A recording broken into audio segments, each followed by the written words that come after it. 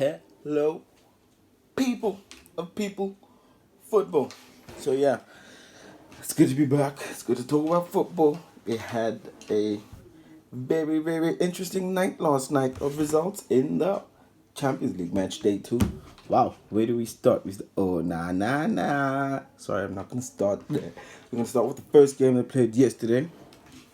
But before I do all of that, as I said in the other video, that I'm gonna try starting these videos like I'm a proper YouTuber now. So what I'd love to see is on the bottom left side of the screen is a small watermark there. It says, please subscribe.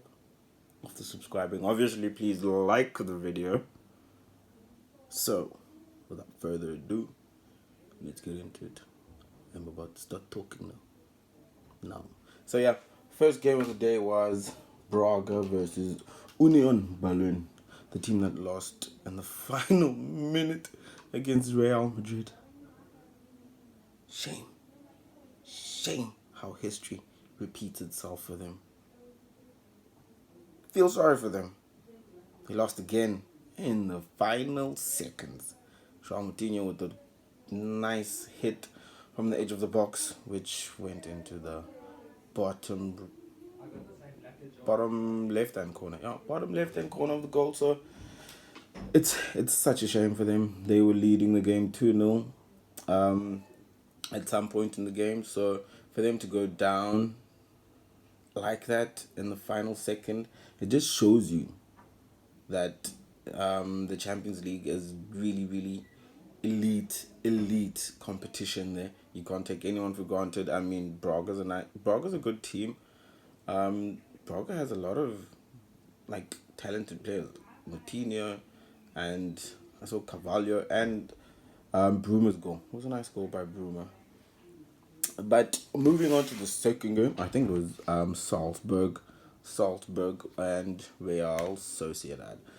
Salzburg lost 2-0. I actually thought they were going to put up a fight, but as you know, Real Sociedad is quite a good team, and without disrespecting any leagues or disrespecting any teams, it's not a surprise that Real Sociedad won the game 2-0. So yeah, let's just move on from that one. And then now we go to Denmark for FC Copenhagen. They played well. It was okay. Nice slow game. But Bayern ended up winning 2-1. So yeah, I actually thought Bayern was going to win the game more comfortably. Let's put it that way. But I mean, what can you do when you're away? Sometimes you see now, I just said Salzburg and Sociedad game was, the elite of this competition. Eliteness of this competition shows because a team like Bayern Munich with so many titles went to Denmark, and they only managed a 2-1 win. So it says a lot about the competition, and it's good. It's good for the competition where we know there's no walkovers. So yeah, it's a nice score, 2-1. It's an okay score. And then another game, Inter Milan. I actually thought I reckoned they would win. They won 1-0. I reckon they would win. Benfica isn't an easy game for them. And yeah, it took them a while to get going. It took them a while to get passing the ball to the sides and crossing. Because I did watch the Inter game. They were crossing the ball from both sides. Tried to get headers on the ball from who's this guy? Thuram. But yeah, they eventually got their goal and they won 1-0. So yeah, shout out to Inter Milan though. I see you. Oh, nah. Put your hands in the air if you're losing tonight. Shame. That guy just keeps flying everywhere. He flies everywhere, and I'm sorry for him that he had to go through that, but Man United.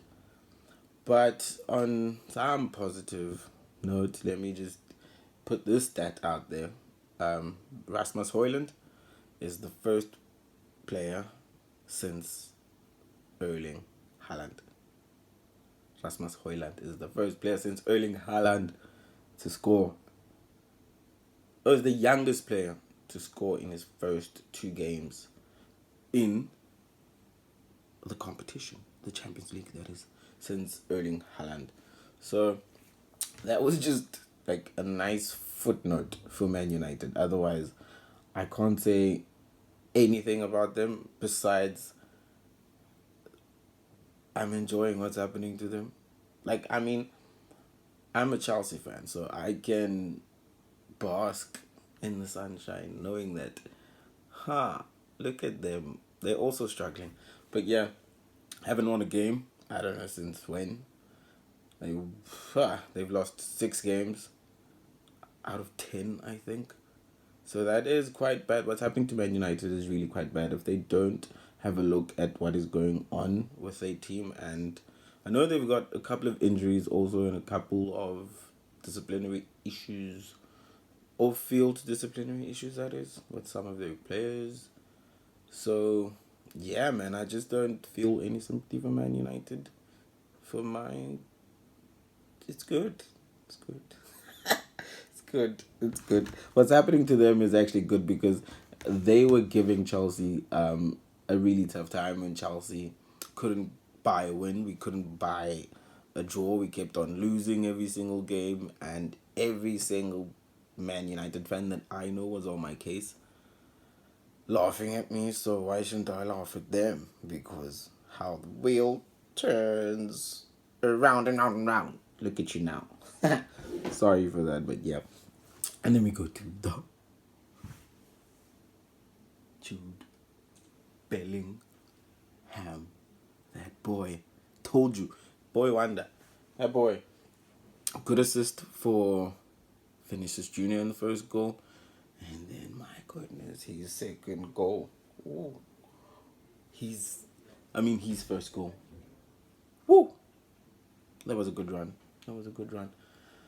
And the winner from Fede Valverde, he can hit a ball. He can kick a ball. That boy can kick a ball. But yeah, that was a nice long-range shot. So I actually thought Napoli would do a bit better than what they did. Because in the first 15 to 20 minutes, they gave Real Madrid a kind of tough time. They were actually on the front foot, and they scored first. Like centre back, with the bald head. He scored first from a Kepa howler.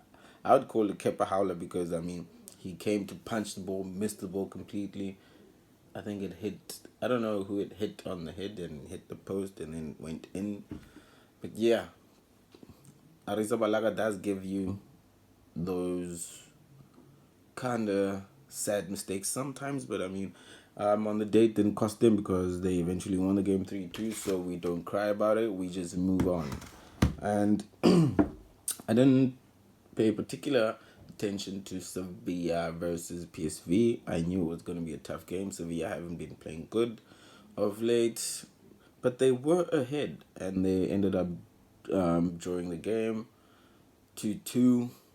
It's I'd say it's a fair result for both, but Sevilla have to start getting points because they've got one. I think they've got 1 point. I'm not sure, but yeah, they have to start working on. Sevilla needs to get a move on. Let me just say that Sevilla needs to get a move on because if they don't watch out, they might just be going to the Europa League or they might just be knocked out. Going to the Europa League with Man United, that is, or they get knocked out. Man United and Arsenal currently. Arsenal are third in their group. Yeah, they're third in their group currently. That's Europa League position, and Man United are fourth, which is nowhere. Which is bye-bye position. I can't wait to say bye-bye to them, but it's okay. We move. The last game. Arsenal, those Gunners.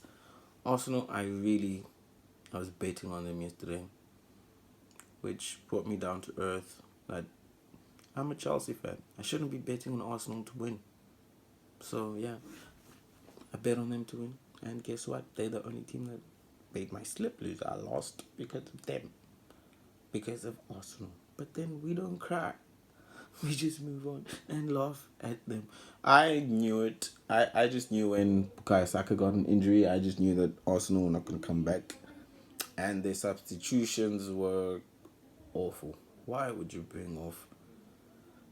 Arsenal chasing the game. Why would you bring off your best player? Why would you bring off your captain? I didn't understand it. I just knew it from there when Saka got the injury. I just knew it that there's no way Arsenal's winning that game. And Arsenal lost to a team that's 15th in the French league, which people call the Farmers League. And it was a nice slap back from the French league on X, formerly known as Twitter, when they posted something. The Farmers League has done it again. Yeah. So Lens aren't like, they aren't a pushover. They're the team that finished second to PSG last season, even though they had like a really tough start to the season. This season, where they lost the first 4 games of the season, they lost 4 out of 5 of their first games this season. So it hasn't been a good start for Lens. So them beating Arsenal is a sign that they might just be on the upper trajectory at the moment. So it's good for Lens, bad for Arsenal, because Arsenal are playing Man City this weekend. It's a daunting task, but yeah, they're playing Man City. So all in all, it was a great night of Champions League football. Started off, yeah, we had that game between Braga, as I said, Braga and Union in Germany. The game was in Germany, actually. And I really, really, really, again, just to reiterate this thing, I really feel bad for Union Berlin. They played well in both their games, the first and the second one against Real Madrid. Against Real Madrid and Braga. So just goes to tell you that the UEFA Champions League isn't a given competition. If you want to win, you fight for it, and you like tooth and nail, you go through the mud to get a win. That's what Braga did. So I can't fault Braga for winning the game, but I can see the sadness in the situation where Union played really well. So I mean, they have to try again and again. I think that first win eventually will come. Union, why aren't you guys playing Datro for fun? We gave you Datro for fun, you're not playing him. But yeah, that's a story for another day. Can't wait for today's game. What's the game I'm looking forward to the most today? There's 2 games that I'm actually looking forward to watching and analyzing really, really, really, really deep, which is, the first one is Newcastle versus PSG. I want to see how Newcastle are playing at home. They haven't played in the Champions League for I don't know how many dog years. And they're playing against a great team in PSG, so I just want to see how they fare against a quality team. AC Milan is a quality team also, but all those big names at PSG, I just want to see how Newcastle will fare in that type of test. It's not it is a difficult test. I wouldn't say it's an acid test at this point, but it's a really good test for them to just see how they will fare in the Champions League this season. And the other game that I had my eye on is obviously the Man City game versus Leipzig. I just think there's going to be goals in that game, as Leipzig didn't win on the weekend. Also, Man City had that shock of a result against Wolves this weekend. So they both have a bit of a point to prove, just because they didn't win on the weekend. Otherwise, they don't have much of a point to prove to us. So hopefully that's going to be a game to watch. So personally, which game I'll be watching? I'll be watching the Man City game versus Leipzig, because I finna watch that one. But I'm not sure about the times, because now UEFA's got this nice thing where they play at 6 and 8. So hopefully Man City's playing at 6, and hopefully Newcastle and PSG is playing at 8 or 9. So yeah, that's it for today. We just catching up on yesterday's results. So yeah, let me love you, and what? And I'll be back when? Tomorrow. With what? Another review. another post-match review of today's games. So for myself, Ebo, bye. See you guys when tomorrow. Don't forget to like and subscribe, guys. Come on. Ciao.